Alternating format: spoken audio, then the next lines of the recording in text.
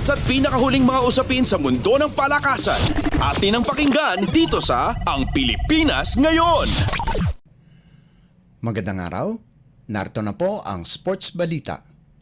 Nakaupo na muli ng De La Salle Green Archers ang korona ng UAAP Men's Basketball Tournament pagkatapos talunin ang University of the Philippines sa Game 3 ng Season 86 Finals 73-69 na ginanap sa Smart Araneta Coliseum sa Quezon City. Ang nanguna para sa Green Archers ay walang iba kundi ang Season 86 Most Valuable Player na si Kevin Kiambao sa nalikom nitong 24 na puntos, 9 na rebounds, 4 na assists at 2 tapal. Tinanghal din ang 6'7" na si Kiambao bilang Finals MVP pagkatapos mag-average ng 14.7 points, 9.3 rebounds, 2.3 assists at 2 blocks sa Best of 3 Finals. Naging susi din si Evan Nell kung saan nakagawa siya ng 12 markers, 6 na boards at 7 assists, habang kapwa si Jonel Policarpio at Mark Nonoy ay nakapag-ambag ng tig-8 puntos bawat isa. Pinangunahan naman ni Malik Diouf ang Fighting Maroons sa nalikom nitong 21 puntos, 14 na rebounds, 2 assists at 2 steals, habang ang Rookie of the Year na si Francis Lopez ay nagtapos ng may 12 puntos, 9 na rebounds, 4 na assists at 4 na steals.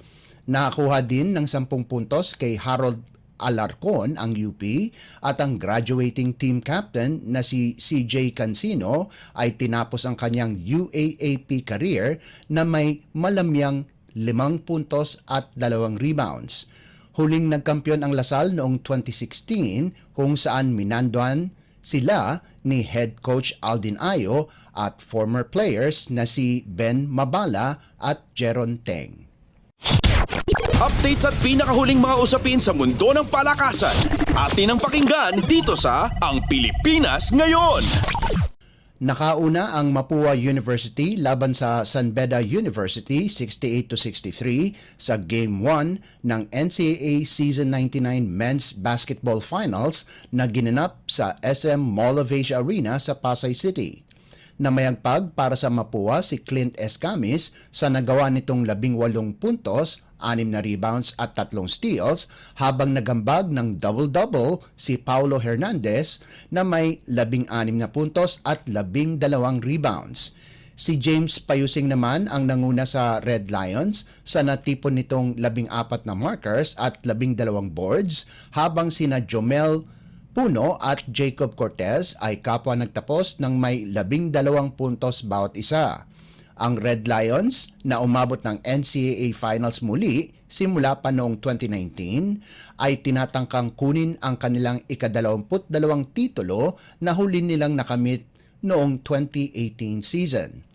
Ang Mapua naman sa kabilang banda ay inaasam-asam na makuha muli ang korona pagkalipas ng 32 taon. Nakatakda ang Game 2 itong darating na linggo na gaganapin sa kaparehong venue, at kung aabutin ng Game 3 ay gaganapin naman ito sa Smart Araneta Coliseum sa Disyembre 17. Updates at pinakahuling mga usapin sa mundo ng palakasan. Atin ang pakinggan dito sa Ang Pilipinas Ngayon. Nananatiling walang talo ang Magnolia Hotshots sa 2023 to 2024 PBA Commissioner's Cup pagkatapos kunin ang 105-84 panalo laban sa Blackwater Bossing na ginanap sa PhilSports Arena. Halimaw ang performance ni Import Tyler Bay ng Hotshots sa nagawa nitong 26 na puntos, sahog pa ang 22 rebounds habang nakagawa ng 19 na puntos at 6 na assists si Paul Lee. 5 puntos lamang ang abante ng Hotshots 70-65 sa pagtatapos ng third quarter, subalit nagpakawala sila ng matatalim na shooting sa huling kanto 35-19 para tuluyan ng kunin ang panalo. Sa kabilang panig, nagtapos naman ng may tig-15 puntos sina Christian David at Mike Ayonayon para sa Bossing. Updates at pinakahuling mga usapin sa mundo ng palakasan. Atin ang pakinggan dito sa Ang Pilipinas Ngayon. At yan ang pinakahuling balita sa larangan ng palakasan. Para sa Radyo Pilipinas World Service, ito po si Leo Magpayo. Magandang araw. Updates at pinakahuling mga usapin sa mundo ng palakasan. Atin ang pakinggan dito sa Ang Pilipinas Ngayon.